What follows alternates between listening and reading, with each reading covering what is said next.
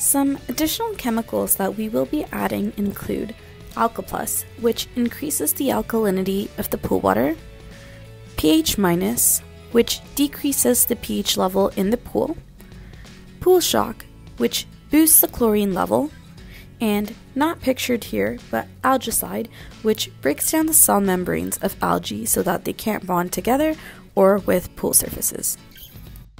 But I would like to say while we're here, to add the chemistry to the pool, there's a set way to do it, and we're going to go through those steps.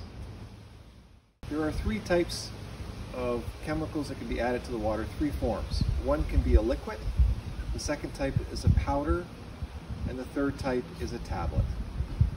So when we want to add a liquid, we can just take the liquid, such as an algicide, and add it directly to the pool, walking around the pool to help disperse it. No safety required of pre-mixing. Please be careful not to splash it on your skin. pH- is a very common chemical to use almost on a weekly basis on a saltwater pool because saltwater creates a high pH environment. This is one chemical that you do not have to pre-mix as well as a powder. You simply would scoop it out with a cup like this and broadcast it over the surface.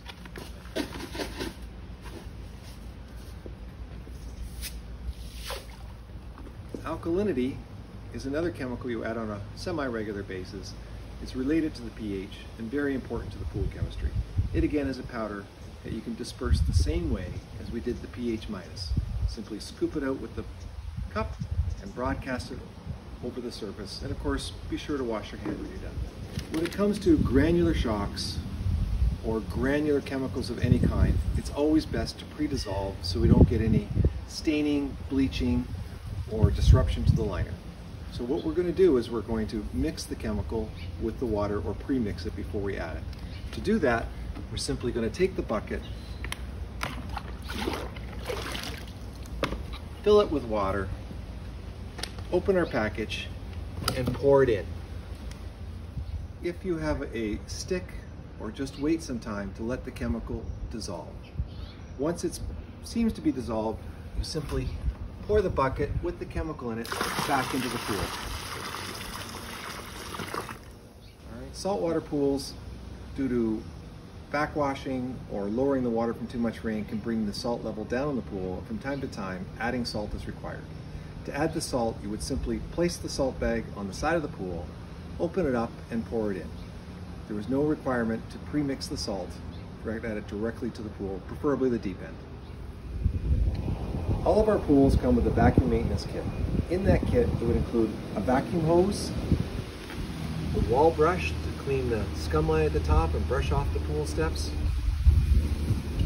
a skimmer net to skim the debris off the surface of the pool, also a vacuum pole. The vacuum pole works with all of the different accessories. Okay. It also comes with a vacuum head to manually vacuum the pool. You probably are not using the manual vacuum very often, maybe just the beginning of the season and the end of the season, because most of our customers purchase a robotic pool cleaner such as this. The wall brush feature. This is something you'll do from time to time as the water level in the pool can create a scum line. And that scum line needs to be cleaned. So you simply take the brush and clean the scum line. Pretty practical, pretty common. The other use for the wall brush is to brush off the stairs, as most pool cleaners will not clean the walk-in stairs. You just simply take the dirt and brush it to the main part of the pool where the pool cleaner can reach it.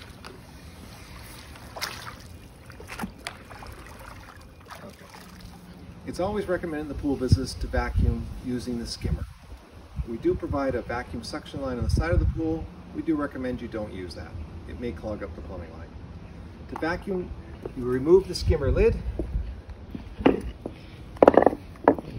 We open the skimmer lid and we would check to make sure the skimmer basket is clear of debris before we begin. The reason we're going to vacuum through here is we're going to use a vacuum plate to reduce the opening so the vacuum hose can attach. The basket is going to catch leaves and larger debris so it does not travel through underground plumbing lines and clog them up.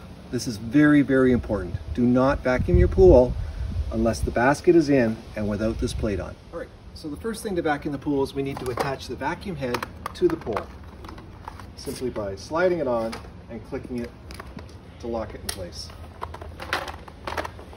Then we're going to take our vacuum hose and choose the end that swivels. That is the end that goes on the vacuum head so that we do not get knots or tangled vacuum hose as we spin around the pool. Simply push it firmly over the handle. Now we take the pole and the head and we push it into the pool. You'll see that I'm extending the pole to make sure that I have enough pole that it sticks out of the water. Once I get the length that I want, I just do up the cam and lock that pole in the slot.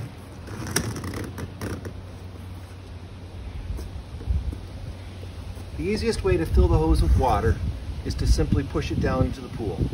If we don't pre-fill the hose with water and try to plug it in, the pump will lose its prime and you will not be able to vacuum your pool for 5 minutes. To do this is quite simple. You just take your one hand, push it down, and the other hand will beat the pipe.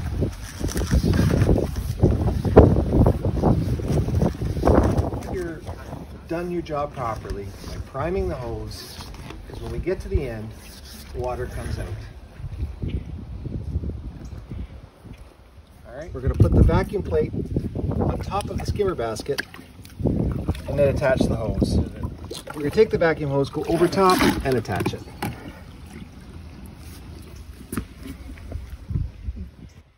In a separate segment, we'll show you how to turn the valves at the pool pump to get maximum suction through the pool cleaner or the pool vacuum.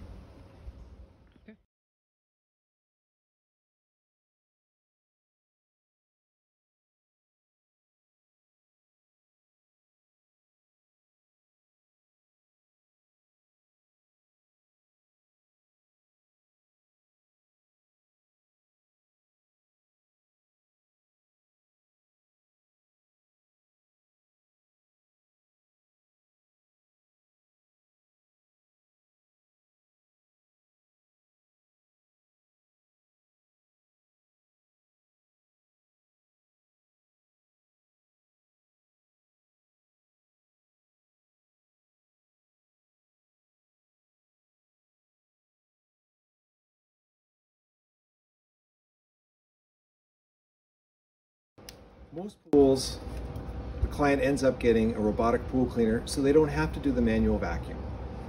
The most popular pool cleaner right now is an electronic cleaner. So what that means is it operates off of electricity. Very simple to use, the simplest to use. The next step is really easy. We simply take the pool cleaner, take it off its stand, grab the wire that comes with it, gently tug it a little bit to help untangle it as we stretch it out along the edge of the pool. We're going to install the pool cleaner in. Right now, as we push it in, it has air pockets inside. It will sink once the air bubbles rise out.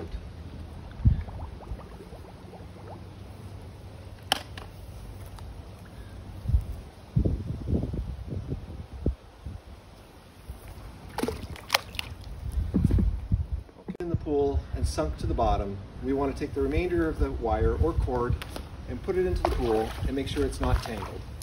If the wire is tangled, it may not clean the entire part of the pool.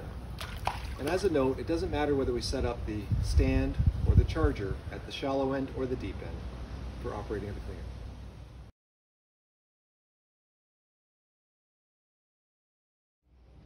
We're going to use the Polaris pool cleaner for today's vacuum. This is the base that it comes on, and this is the time that this cleaner is going to run for.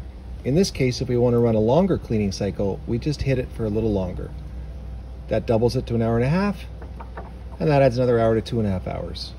Once we select the time that we want the cleaner to vacuum, let's say 45 minutes for a quick vac, we hit the start button, and the pool cleaner will start to vacuum the pool and continuously do that for 45 minutes. Once the cleaner is done, it'll turn itself off and stay at the bottom of the pool.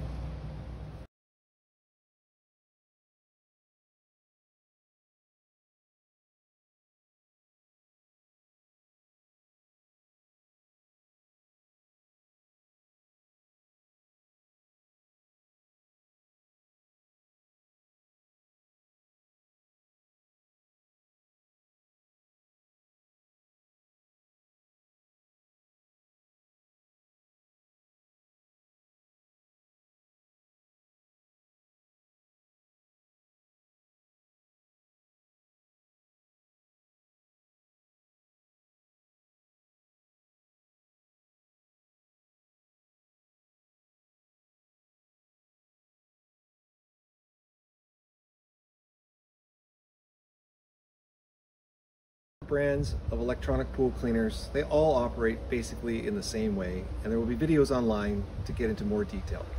If you don't have the electronic cleaner and you have a suction cleaner, such as the Navigator or Max 8, they operate the same way as if putting the manual vacuum in, and we can provide a video for that as